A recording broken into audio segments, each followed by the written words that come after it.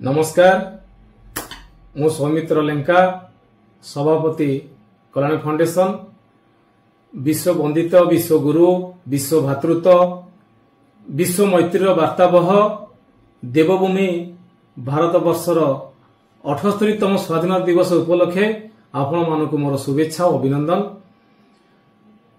जो मानकर त्याग आत्मबली आमको ये तिरंगा तले एकजुट करी पराधीनतार श्रृंखला को भंग करी स्वाधीनतार महामंत्र देगला जो मानक पई आंभे माने सगर्वे भारत माता की जय ध्वनि रे प्रकपित से चिर नमस्य बरपुत्र तथा महानायकों पद तले शत शत नमन जनाऊँगी।